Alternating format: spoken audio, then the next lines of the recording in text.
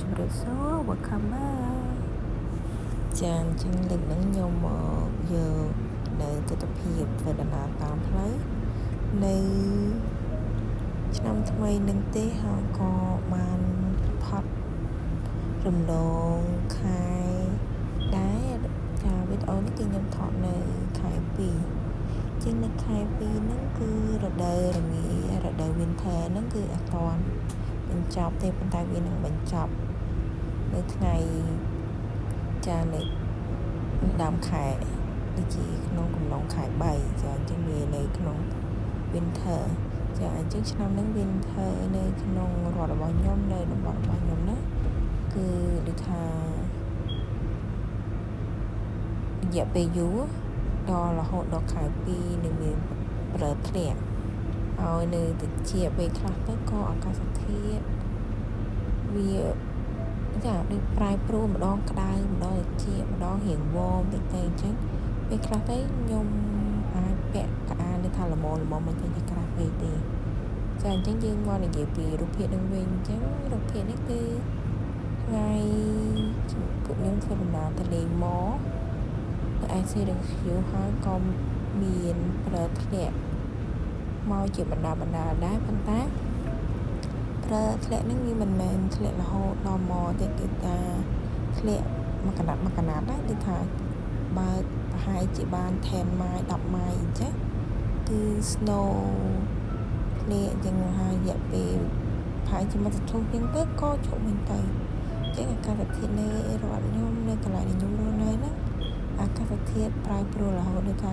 កន្លែងខ្លះចឹងទៅភ្លៀងកន្លែងខ្លះទៅមិនភ្លៀងកន្លែងខ្លះទៅល្អកន្លែងខ្លះមិនល្អកន្លែងខ្លះមានថ្ងៃអញ្ចឹងទៅចាអញ្ចឹងពីចិត្តតែខ្ញុំទៅណាអញ្ចឹងខ្ញុំត្រូវតែឆែកមើល weather អាកាសធាតុឯហ្នឹងគឺថាងាយស្រួលក្នុងការធ្វើដំណើរថាពីផ្ទះខ្ញុំទៅអត់មានភ្លៀងអញ្ចឹងទៅដល់គោលដៅដែលខ្ញុំត្រូវទៅហ្នឹងភ្លៀងខ្លាំងអីអញ្ចឹងទៅចានឹងហើយអញ្ចឹងគឺទស្សនភាព snow ធ្លាក់ហ្នឹងគឺมันជាសេចច្រើនប្រហែលទេប៉ុន្តែក្នុងថ្ងៃដែលខ្ញុំទៅហ្នឹងហើយមុននឹងចាថ្ងៃដែលខ្ញុំទៅហ្នឹងវាមិនសូវធ្លាក់ច្រើនទេប៉ុន្តែ snow ដែលឃើញនៅលើតាមដងផ្លូវនៅចង្ហៀងផ្លូវហ្នឹងគឺមកពីថ្ងៃមុនចាអញ្ចឹងមុននឹងថ្ងៃខ្ញុំទៅហ្នឹងក៏មកច្រើនអញ្ចឹងហើយបានគេឃើញនៅតាមដងផ្លូវតាមជាចាំផ្លូវតាមដើមឈើហ្នឹងគឺមើលទៅគឺពណ៌សច្រើនចាំមានកន្លែងខ្លះគឺស្អាតជាងនឹងទៀតប៉ុន្តែគ្រាន់ថាការមើលដោយភ្នែកផ្ទាល់និងថតវីដេអូដូចខ្ញុំអញ្ចឹងវាមើលទៅវាមិនសូវជាឃើញស្អាតអីច្រើនទេព្រោះយើងមិនបានជាលក្ខណៈថាzoomវាឲ្យជិតឲ្យឃើញច្បាស់ឲ្យឃើញស្អាតអញ្ចឹងវាមិនបានដូចថាធ្វើឲ្យឃើញស្អាតអញ្ចឹងព្រោះខ្ញុំធ្វើការថតដាក់កាមេរ៉ានៅលើឡានទៅយើងបើកឡានខ្លួនឯងទៅគឺវាលក្ខណៈថាធ្វើការម្នាក់ឯងហ្នឹងហើយចាចឹងចំណាយពេលមិនជាយូរប្រហែលទេការបើកបររបស់ខ្ញុំហើយតាមផ្លូវគឺសភាពបែបហ្នឹងតែម្ដងប៉ុន្តែគ្រាន់តែកន្លែងខ្លះក៏មាន snow តិចចឹងទៅកន្លែងខ្លះក៏ច្រើនចឹងទៅតាមតំបន់ដែរចានឹងហើយការទៅម៉លហ្នឹងក៏ខ្ញុំមិនបានជាថតសកម្មភាពក្នុងម៉លនេះព្រោះខ្ញុំធ្លាប់មានរូបភាពចាស់សកម្មភាពក្នុងម៉លហ្នឹងហើយគឺមិនមានអីប្លែកទេគ្រាន់តែបើប្លែកតែទស្សនភាពតាមផ្លូវទៅប៉ុណ្្នឹងទេចឹងឥឡូវហ្នឹងគឺចូលរដូវ spring ហើយរដូវផ្ការីកឬក៏រដូវពីចាប់ដើមលាស់ស្លឹកឈើប៉ុន្តែនៅរដ្ឋផ្សេងគឺមានស្លឹកឈើមានផ្កាមានអីអញ្ចឹងសម្រាប់ខ្ញុំវិញណាដើមឈើខ្លះទៅចេញបដូរតិចដូចដើមផ្កាធូលីបហ្នឹងដើមផ្កាកាឡាបមួយយោទៅបញ្ចេញបដូរតិចទេព្រោះវានៅរៀងតិចអញ្ចឹងទៅការលូតលាស់ក៏វារៀងយឺតដែរនឹងហើយអញ្ចឹងលើកហ្នឹងគឺអត់មានច្រើនទេគឺថតទស្សនភាពតាមផ្លូវរដូវធ្លាក់ប្រើបញ្ចប់រដូវធ្លាក់ប្រើហ្នឹងហើយអញ្ចឹងចូលរួមទស្សនាទាំងអស់គ្នាទស្សនភាពតាមផ្លូវនៃរដ្ឋរបស់ខ្ញុំរដ្ឋយូយ៉កអស្តេតយូយ៉ក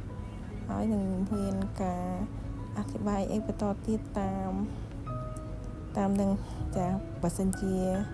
មើលទៅប៉ុន្តែខ្ញុំថាវាមិនជាមានអីច្រើនទេព្រោះទស្សនភាពទាំងអស់ហ្នឹងគឺ ខ្ញុំធ្លាប់ធ្វើការអាប់ឡូតពីមុនដែរហើយផ្លូវដែលខ្ញុំបើកបរនេះក៏ជាផ្លូវដដែលទេមិនជាផ្លូវអីច្រើនទេគឺផ្លូវ Astrovay I90 ចាផ្លូវលេខ90អញ្ចឹងភាគច្រើនគឺខ្ញុំតែងទៅបើកតាមផ្លូវ Astrovay ឬក៏មួយទៀតគេហៅ Highway អញ្ចឹងណាចាអញ្ចឹងតាមរដ្ឋនីមួយៗគេមានការហៅផ្សេងគ្នានឹងហើយអញ្ចឹងក៏ចូលរួមទស្សនាទស្សនវិជ្ជាតាមផ្លូវនៅរដូវធ្លាក់ snow ចាអញ្ចឹងប្រហែលជាលើកក្រោយគឺអត់មាន snow ធ្លាក់ទៀតទេអត់មានរូបភាពនេះទេអាចមានរូបភាពផ្សេងចាអញ្ចឹងបើសិនជាមានរូបភាពផ្សេងហ្នឹងគឺនៅរដូវផ្សេងហើយចាអញ្ចឹងចូលរួមទស្សនាទស្សនវិជ្ជាតាមផ្លូវហើយយើងនឹងជួបគ្នានៅវីដេអូបន្តទៀតបើមានឱកាសព្រោះឥឡូវនេះរៀងថាពិបាកក្នុងការធ្វើដំណើរទៅឆ្ងាយទៅណាទៅណីទេព្រោះកូនប្រុសរបស់ខ្ញុំឥឡូវក៏មិនសូវជាចង់ទៅដើរលេងខាងក្រៅនាំទៅណាខាងក្រៅគឺវារៀងពិបាកអញ្ចឹងហើយមិនសូវជាមានវីដេអូទៅខាងក្រៅទៅកន្លែងផ្សេងអីទេនឹងហើយបើសិនជាមានខ្ញុំនឹងធ្វើការអាប់ឡូតជូនអ្នកទស្សនាចាអញ្ចឹងបើសិនជាមានឱកាសខ្ញុំនឹងធ្វើការអាប់ឡូតនៅរូបភាពថ្មីទៀតនៅកន្លែងផ្សេងទៀតពីព្រោះមួយរយៈនេះគឺមិនសូវជាបានទៅខាងក្រៅទេព្រោះកូនប្រុសរបស់ខ្ញុំគាត់ដល់ហើយក៏មិនសូវជាចង់ដើរលេងខាងក្រៅមិនចង់ទៅក្រៅទេបន្ទាប់ពីថាបញ្ចប់ថ្ងៃរៀនអញ្ចឹងណាចាថ្ងៃចុងសប្តាហ៍អីហ្នឹងបបោគាត់ទៅណាទៅណីអីហ្នឹងគាត់មិនទៅចង់ទៅណាទេចង់ spend time នៅផ្ទះច្រើនជាងហ្នឹងហើយអញ្ចឹងមានតែរូបភាពចាស់និងសកម្មភាពខ្លះនៅក្នុងផ្ទះហើយក៏មិនសូវជាមានអីច្រើនដែរព្រោះភាគច្រើនខ្ញុំមិនសូវជាមានការធ្វើអីច្រើនទេការងារផ្ទះគឺវាទៅធម្មតាទេធ្វើម្ហូបអញ្ចឹងទៅបើកឡើងទៅយកគោទៅទិញម្ហូបអីចឹងទៅហើយក៏មិនសូវជាចំណាយពេលក្នុងការថតអីច្រើនដែរសកម្មភាពក្នុងផ្ទះក្រៅផ្ទះអីហ្នឹងហើយអញ្ចឹងក៏ចូលរួមទស្សនាទស្សនវិជ្ជាតាមផ្លូវថ្ងៃឬក៏ខែបញ្ចប់រដូវ summer រដូវ winter ចេះតែច្រឡំនិយាយ summer ព្រោះប្រហាក់ប្រហែលតែពេលនិយាយជឿទៅក៏ជាថ្ងៃអញ្ចឹងគឺរដូវ winter គឺបានបញ្ចប់ហើយចារដូវ spring coming ហើយថ្ងៃអញ្ចឹងគឺវីដេអូនេះគឺជាវីដេអូបញ្ចប់រដូវ winter រកពាក្យតាមរដូវ summer នឹងតែម្ដងខ្ញុំចាថ្ងៃអញ្ចឹងក៏ចូលរួមទស្សនាទស្សនវិជ្ជាតាមផ្លូវទាំងអស់គ្នានៃតំបន់របស់ខ្ញុំរស់នៅរដ្ឋយូយ៉កឬក៏ upstate New York នេះចាអញ្ចឹងយើងជួបគ្នានៅវីដេអូក្រោយអរគុណសម្រាប់អ្នកដែលចូលមក subscribe និងចូលមើលហើយនឹងចុច like អរគុណច្រើនជម្រាបលាជួបគ្នានៅវីដេអូក្រោយ Have a great day everybody ជម្រាបលា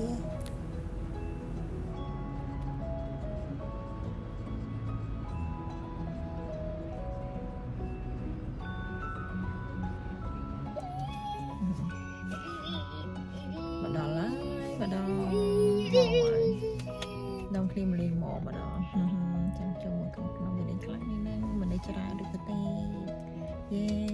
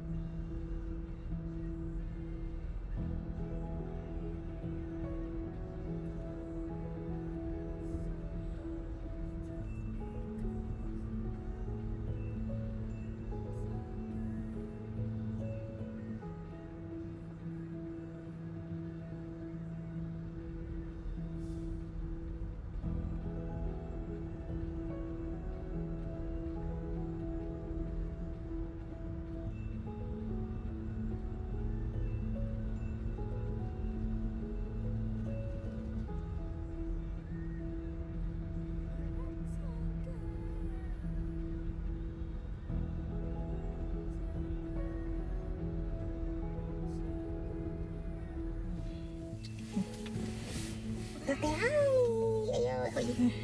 đó tê hai mà ngái bận à nóng phần điện đàn lên thì nhà mày là tê hai là tê hai chọc thầm nặng ngày sau bận nắng tê bye bye cho những đêm bên ngoài tiền yeah